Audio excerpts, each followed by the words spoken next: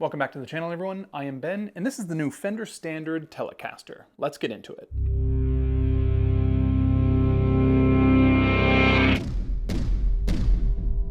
I'm not sure if I've mentioned this fact or not before, but the best guitar ever made is a Gibson SG, but the second best guitar ever made is right here, a Fender Telecaster, at least according to me. So this is the new Fender Standard Telecaster. These were launched at the NAMM show as part of the new Standard Series.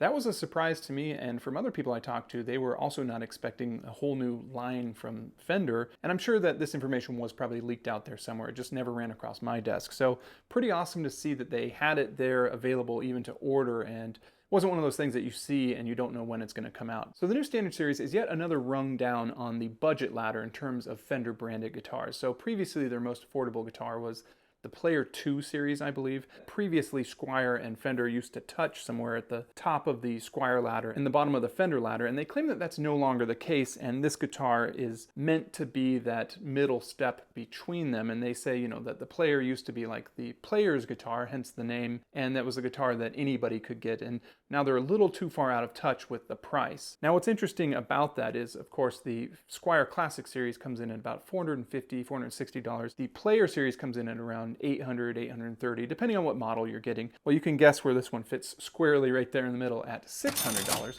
Now, my question is this just a rebranded Squier guitar and they threw the Fender name on it and also charged a couple $100? We're going to dig into it and see. Now, as of this video, the Standard Series only has 5 different models in it, and that is a SSS Stratocaster, an HSS Stratocaster, a Telecaster, a J bass, and a P bass. All of these instruments have similar woods for the body, same treatments for the neck, same treatments for the bridge, same type of pickups. Now, my review is going to focus primarily on the Telecaster, but you really could attribute a lot of this information to any of the other instruments in the Standard Series. Now, the goal of the Standard Series, as far as I can tell, is to shave about $200, $250 off of the Player Series. The easiest way to do that is to change where the guitar is made. I believe all of the Player 2 series are made in Ensenada or Mexico. Well, these ones are made right alongside their Squier brethren in Indonesia, very interestingly enough. Correct me if I'm wrong, but I believe these are the first instruments to actually bear the name Fender on the headstock that are made in Indonesia. Now, another way to shave a couple bucks off the price, you don't provide a gig bag. That's right, just like their Squier brethren, these guitars ship in a custom cardboard box with a lot of padding on it, and they kind of show up like this, and you hope for the best. Now, obviously, this one showed up in great condition, but I have had guitars actually from Squier that were chipped paint or had little dents in them. So I'm not a big fan of that. I mean, I know a gig bag is, well, let's just say if you have a couple of guitars, you have one too many gig bags. But it's nice to know that your guitar gets a little extra padding, especially for that shipment. So I think that is a little bit of a cheap move on Fender's part. Now, the new Standard Series, all the bodies are made out of poplar. Now, traditionally, when I'm buying a guitar that has a see-through finish, I usually get that for these reviews just so I can see how the body is constructed. I was definitely not prepared to have this much discoloration in the 3-piece body there. You can see how much darker the 2 wings are versus the middle. It doesn't really bother me per se, but I have showed people pictures of this guitar, and the responses have varied from like, oh, that's cool, to dear God, send that back. I'm just reviewing this model, so maybe that's why it doesn't bother me too much. But yeah, just be aware you could get something like that. Now, speaking of the finishes, there are different varieties of finishes for each of the 5 models in the Standard Series. I'm only going to talk about the Telecaster here, but the finishes available are, of course, the Butterscotch Blonde, which you see right here.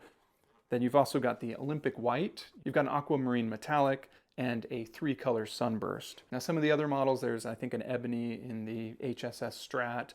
There's also like a dark maroon color available for, I think it's the P bass. It's kind of unfortunate that all the finishes aren't available for all of the Standard Series, but also kind of neat. I believe the Butterscotch Blonde is only available for the Telecaster, and that's no doubt for nostalgic reasons. Additionally, some of the guitars have Indian Laurel fretboards, and some of them just have maple fretboards.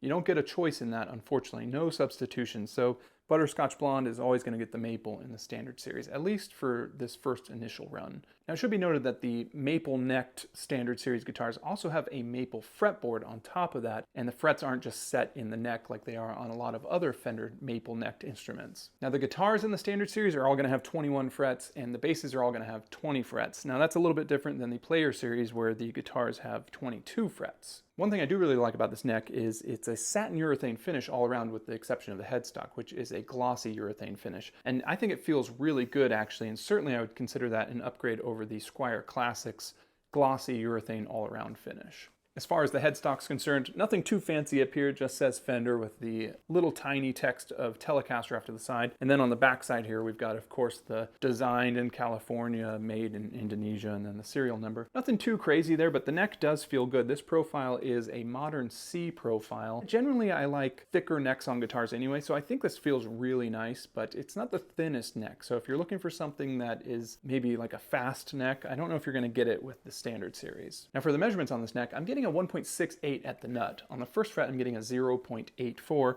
and down here at the 12th fret, I'm getting a 0.90. For the radius of the neck, you can expect the usual Fender 9.5 inches. No compound radius necks on these bad boys. These are just simple to the point guitars. Now, one thing that I did find interesting about the nut on this guitar is it's made out of a material called micarta. Now, I've never actually heard of that before. Maybe that's popular in other manufacturers, but first time I've heard of it. So I looked it up on Google to see what it's made out of, and apparently, its most popular use in the world is this.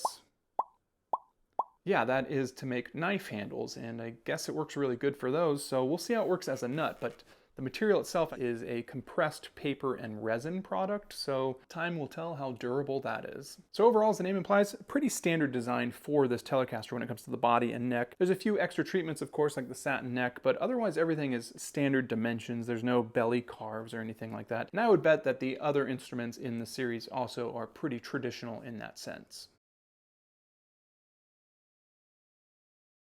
Now for the electronics and hardware, that's where things take a little bit of a turn from the classic design. The first thing you'll notice, I think, down here is that the classic 3-saddle bridge that's been on Telecasters since their inception is gone, and we've got the more modern 6-saddle bridge here. These are satin chrome, which they say provides a smooth feel. Now, of course, I've never really had a problem with the way that my saddles felt, but maybe that information translates better to a Stratocaster with a trem bridge where it's constantly moving and the strings are moving over the actual saddles. That's not so much of a problem on the Telecaster, where the only movement these strings are going to get is me bending them out of tune.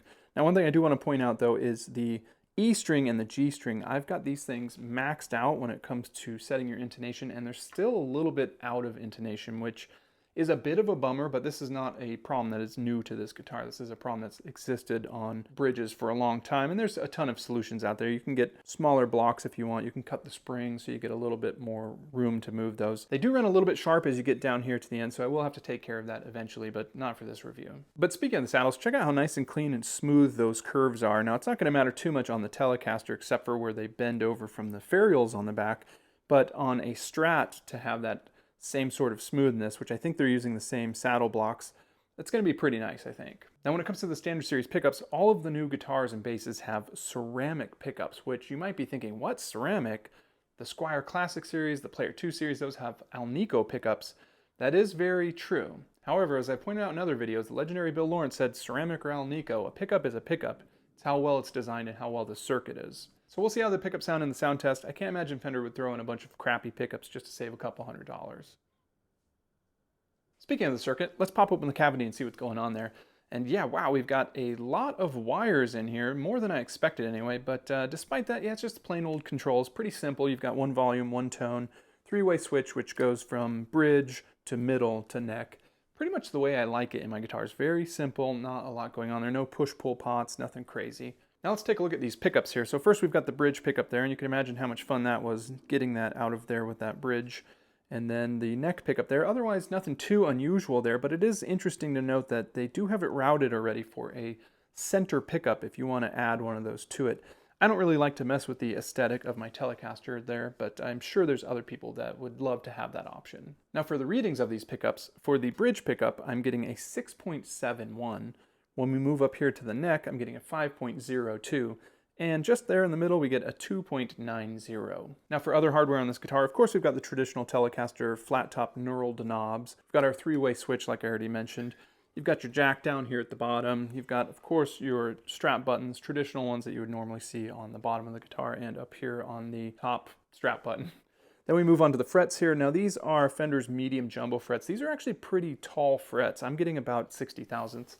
Then moving up here, we've got the truss rod here. This is a dual action truss rod on this guitar. Then moving on beyond that, we get to Fender's tuners. Now these are the Fender sealed tuners. These are the hex keys, of course.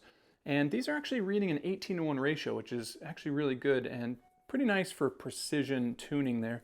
And then they do actually feel really decent to me.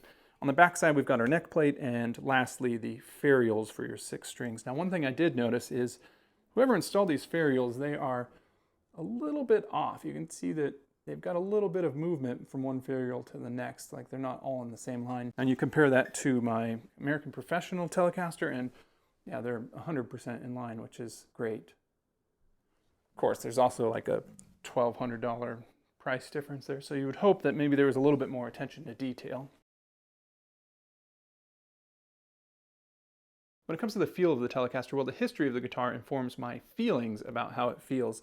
So what I'm trying to say is, this is the first commercially available electric solid body guitar available in 1950. I mean, they didn't care about things like comfort carves and belly carves. They just wanted to get 2 pickups and a slab of wood and get it out the door. So yeah, I'm willing to look past the fact that there's not a lot of these comfort features. Now that being said, it is a blocky guitar. I mean, the corners are just rounded off barely. So, you know, you got to get used to that if you've never played a Telecaster. Now, for me, that's one thing I love about it, is it's just a simple rock and roll machine. And there's a reason that 75 years later, this guitar looks the exact same, because it's awesome.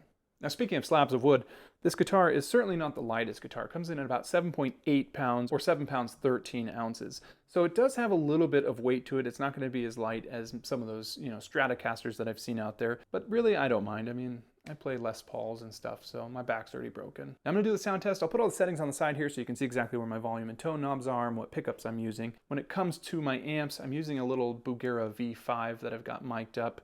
It's going to be just that amp, and then I have 2 distortion pedals that I use, the Wampler Tumnus and the Joyo American Sound pedal. So if it's a little dirty, it's one of those playing, and I'll put a little icon on the screen so you can see which one is playing. Now if there's a little bit of reverb that you hear or some delay, I'm adding all of that in my post-processing in my DAW, so that is not a pedal, and I just kind of add it as I feel the track needs it. So let's get into it.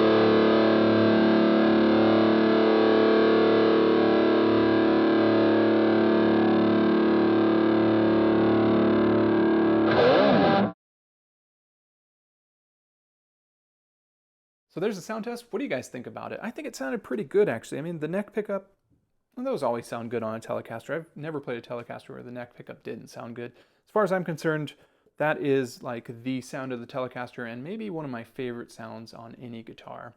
Now, as far as the actual guitar itself, it kind of begs the question, like, is this just a repackaged Squier? Now, I don't really know how to answer that. I don't even know why I asked the question, but what do you guys think about it? I mean, is there a gap that this guitar is bridging, or was the highest budget Squier good enough, or the lowest budget Player 2? There is a little bit of a difference between those guitars of about $400, but did they need to go wedge a guitar into it? There's certain things about this guitar that I really like. I mean, first of all, it's Telecaster, and I know that the fact that it says Fender on the headstock there is going to mean a lot to a lot of people, and there's going to be other people that don't care, but, you know, I like it. I like that it says Fender, but Lord knows I have tons of guitars that probably cost 3 times as much as they should just because of the name that's on the headstock. There's one thing that's a little bit disappointing about this guitar, I think. Check out any Squier, whether it's a $150 Amazon.com Squier or, you know, their $350, $400 Squier, or check out any Fender, the Player 2, which is $800, and anything more expensive than that. And the neck plate says what it is. It either says Squier or an F for Fender. So why doesn't this guitar say anything on the neck plate? It's just a blank neck plate. That's so weird to me. Anyway, hope you like my review. I appreciate you watching my video. If you like content like this, consider clicking the like button, or better yet, consider clicking the subscribe button, as that helps my channel out. I will put a link for this in the description below. If you do use that link, it's an affiliate link, which does throw a couple bucks at my channel, but it doesn't cost you anything, which is great. I will talk to you guys next time.